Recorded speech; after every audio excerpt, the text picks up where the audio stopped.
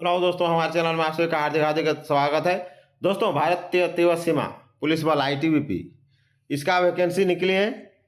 ऐसा करते हैं कि आप लोग सब इसका भर दिए होंगे और जो नहीं भरे हैं वो 1 अक्टूबर तक लास्ट डेट है, 1 अक्टूबर 2024 तक उसको भर देंगे। आज हम लोग जानेंगे कि इसकी तैयारी आप कैसे करें, इसके संबंध में कुछ टिप्स देंगे। तो चलिए आगे देखते हैं।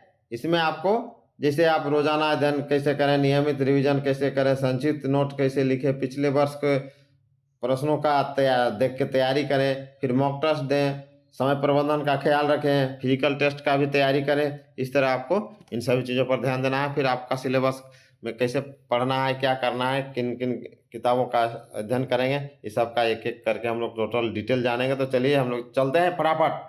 भारतीय सीमा पुलिस बल आईटीबीपी एक ऐसा भर्ती निकल रहा है। इसी क्रम में कांस्टेबल रसोई सेवा भर्ती का नोटिफिकेशन जारी किया गया है। जो युवा में अपना करियर बनाना चाहते हैं, इसके लिए सुनहरा अवसर है। आईटीबीपी इस भर्ती के लिए लिखित परीक्षा भी आयोजित करता है। यह परीक्षा अत्यधिक प्रतिस्पर्धी है, इसलिए अभ्यर्थियों को कड़ी मेहनत के साथ तैयारी करनी होती है। इस परीक्षा में सफल होने के लिए प्रभावी समय प्रबंधन, सटीकता, गति पर ध्यान केंद्रित करने की आवश्यकता है।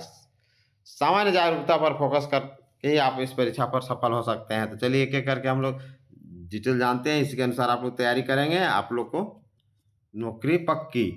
भारतीय तिब्बत सीमा पुलिस बल आईटीबीपी की रसोई सेवा में भर्ती के लिए सामान्य ज्ञान पर पकड़ बनाएं।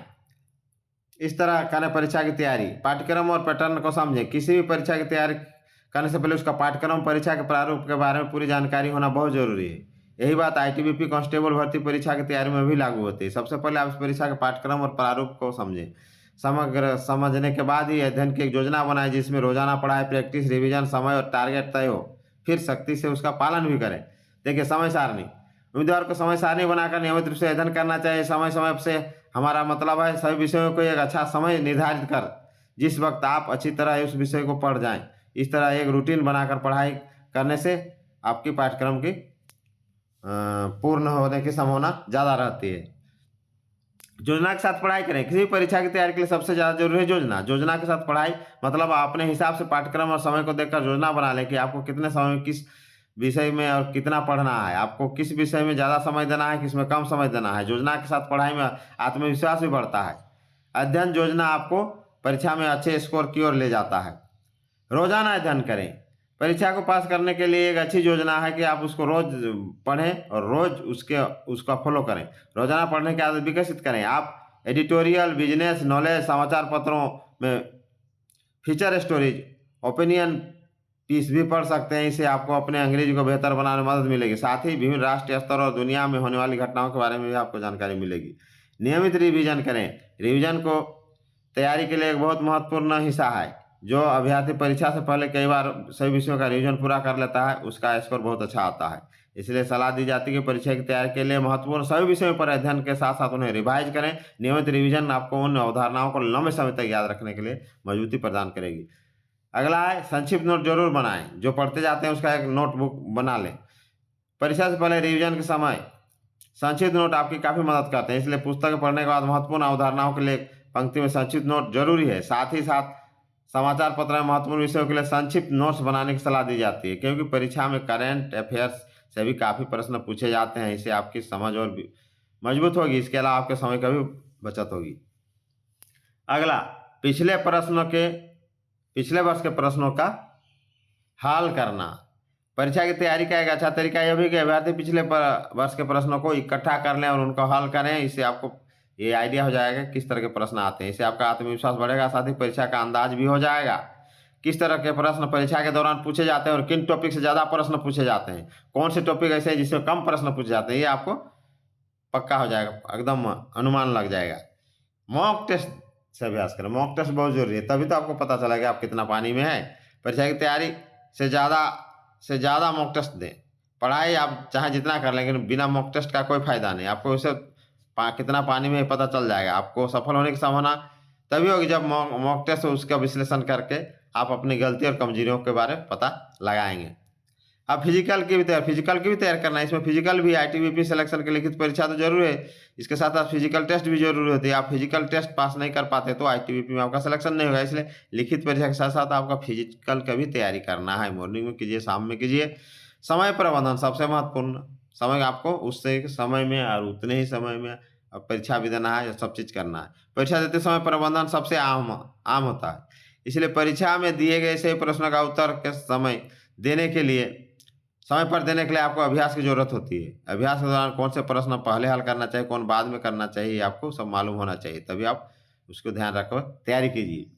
आप देखिए यहाँ शारीरिक दस्ता परीक्षा तो जानते हैं, अच्छा इसका तो 1 अक्टूबर तक लास्ट डेट है, जो नहीं भरे हैं उसको फटाफट भर दीजिए। दौड़, पुरुष उम्मीदवारों को 1.5 किलोमीटर की दौड़ है 30 सेकंड में 7 मिनट 30 सेकंड में। महिला को 800 मीटर की दौड़ है 4 मिनट 45 सेकंड में। लंबी कूद पुरुष को 11 फुट, महिला को 9 फुट। इसमें 3 अवसर देख लीजिएगा। ऊंची कूद पुरुषों को भी 3.5 फुट और महिला उम्मीदवारों को 3 फुट, इसके लिए भी अवसर दिए जाते हैं। शारीरिक दस्ता परीक्षा क्वालिफाइंग है, इसका मार्क्स नहीं जोड़े जाएंगे। शारीरिक मानक परीक्षण पुरुष के लिए 165, महिला के लिए 155। सीना फुला के सिर्फ पुरुष के लिए है 80 सेंटीमीटर।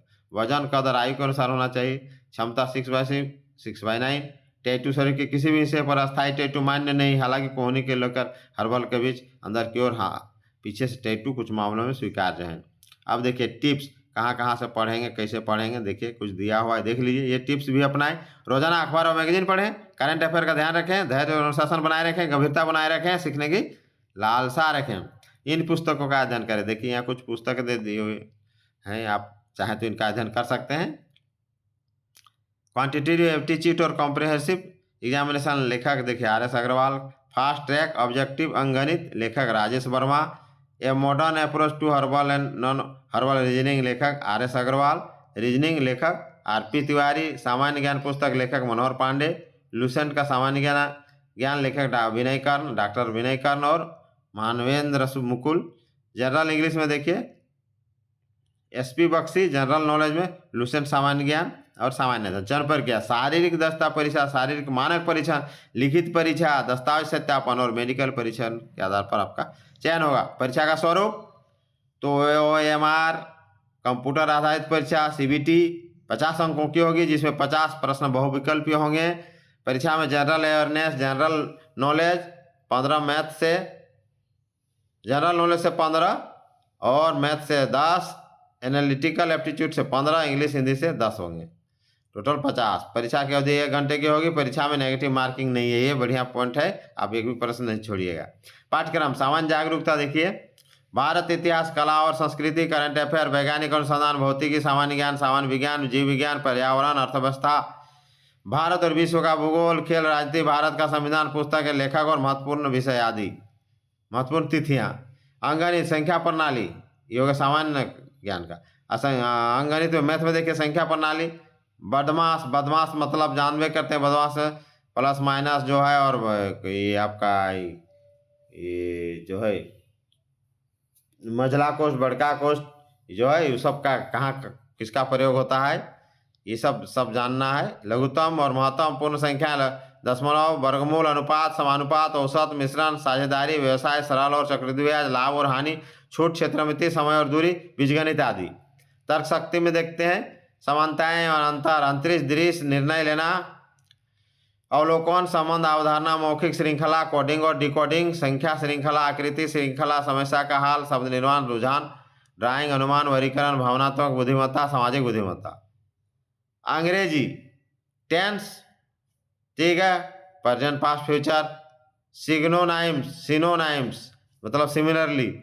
वोकेबुलरी व्याकरण से रहेगा, व्याकरण, ग्रामर, इस सब से रहेगा। एंटोनाइम मतलब अपोजिट। सेंटेंस कॉम्प्रिहेंशन, आपको वहाँ सेंटेंस पढ़ के जवाब देना है।